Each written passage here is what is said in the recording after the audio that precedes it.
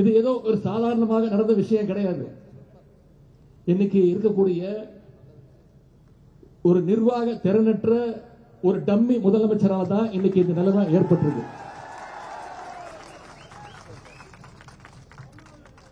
2021 இருந்து 2025 வரைக்கும் அன்றைய முதலமைச்சரான நம்முடைய கழக தலைவர் அவர்கள்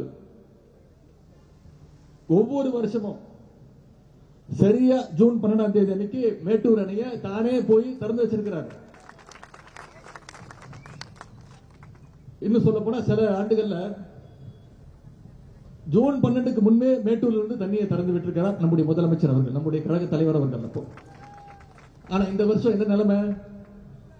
ஜூன் மாசம் முடிஞ்சு போச்சு, ஜூலை மாசம் முடிஞ்சு போச்சு, இப்போ ஆகஸ்ட் மாசத்துல இருக்கோம், இன்னும் தண்ணி வரல. காவிரி மேலாண்மை வாரிய தீர்ப்புப்படி ஜூன் மாசத்துல 9.9 டிஎம்சி தண்ணீர், ஜூலை மாசத்துல 32 டிஎம்சி தண்ணீர் அப்படின்னு மொத்தம் 42 டிஎம்சி தண்ணீர் நமக்கு வந்திருக்கணும். ஆனா இன்னைக்கு ஒரு சொட்டு தண்ணீர் கூட வரல. ஆனா இதை பத்தி இன்னைக்கு இருக்கக்கூடிய முதலமைச்சர் வாயை திறந்து பேசுறாரா? பேச மாட்டேங்கிறார். அவருக்கு இருக்கக்கூடிய ஒரே கவலை என்ன? திமுக மேல என்ன பொய் வழக்கு போடலாம், என்ன பொய் கேஸ் போடலாம்.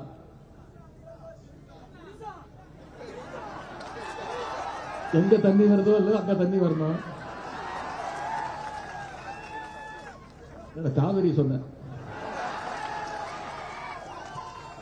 இங்க தமிழ்நாட்டில் ஆட்சி நடத்துறதுக்கு காங்கிரஸ் தயவு வேணும்.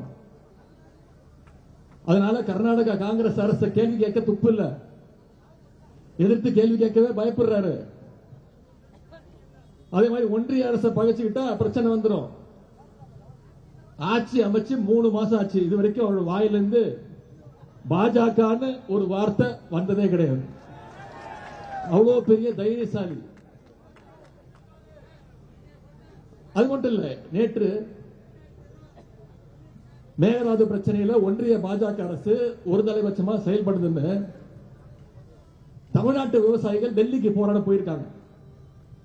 நம்முடைய விவசாயிகளை மகாராஷ்டிரா காவல்துறை பாதியில வழிமறிச்சு, நாக்பூர்ல ரயில வழிமறிச்சு பாதியில அவங்களை இறக்கி விட்டு மீண்டும் தமிழ்நாட்டுக்கு போக சொல்லிட்டாங்க. இதை கண்டிச்சு நம்முடைய தலைவர் அவர்கள் அறிக்கை விட்டாங்க. அனைத்து எதிர்கட்சிகளும் அறிக்கை விட்டோம். இதை பத்தி முதலமைச்சர் வாய் திறக்கல. ஏன்? மகாராஷ்டிரா நடக்கிறது பாஜக ஆட்சி. அவங்களை எதிர்த்து பேசுறதுக்கோ இங்க இருக்கக்கூடிய முதலமைச்சருக்கு துப்பு இல்ல, திராணி இல்ல.